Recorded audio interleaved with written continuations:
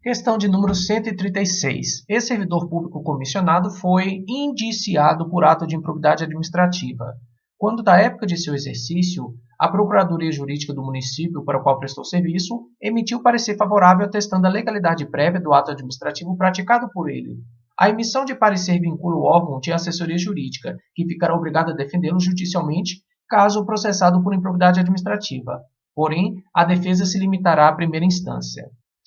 Bom, o que acontece é o seguinte, vamos supor que você é designado para um cargo em comissão em determinada prefeitura.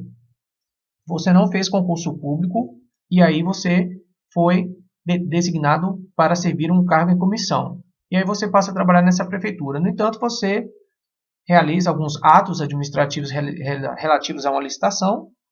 No entanto, antes de você praticar esses atos, você pede um parecer jurídico da assessoria jurídica da Procuradoria Jurídica do município, digamos assim.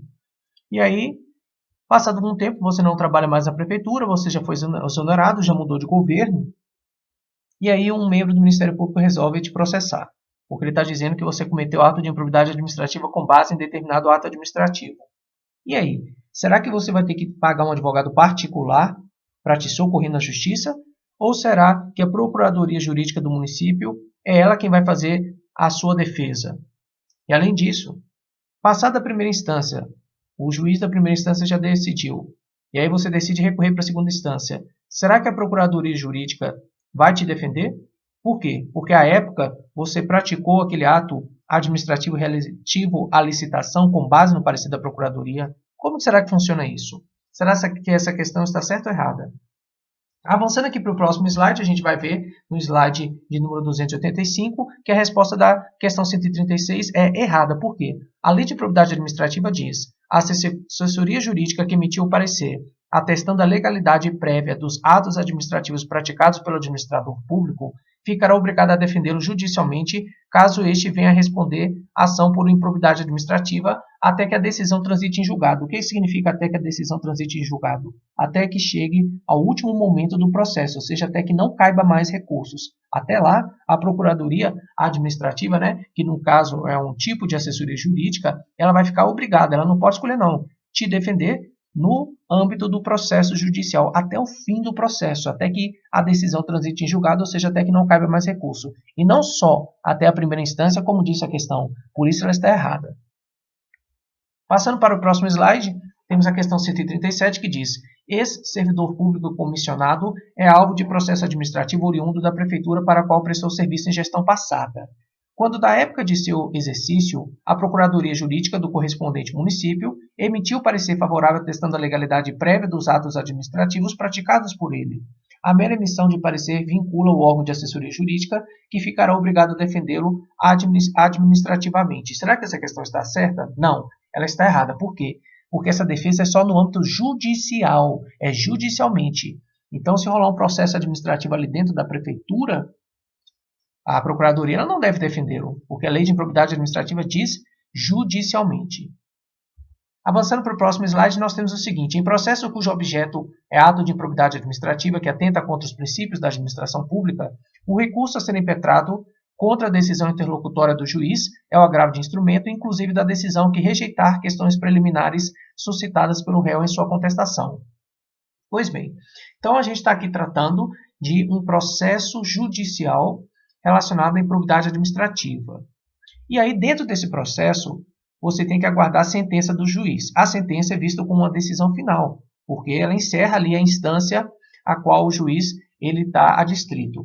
Agora, o juiz ele não necessariamente tem que emitir só a decisão final. Ao longo de todo o processo, ele pode emitir diversas decisões, que não são decisões finais.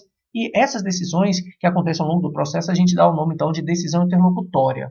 E aí, por exemplo, é o caso de você suscitar na sua petição, na sua contestação, algum determinado ponto que você gostaria que o juiz analisasse de imediato, antes dele adentrar o mérito da questão, que a gente chama de questões preliminares. Só que ele simplesmente rejeita, fala que não vai analisar nada disso, ou simplesmente ele analisa e diz que não são pertinentes, etc. E aí, como é que você pode atacar essa decisão interlocutória, essa decisão intermediária do juiz? Qual seria o recurso?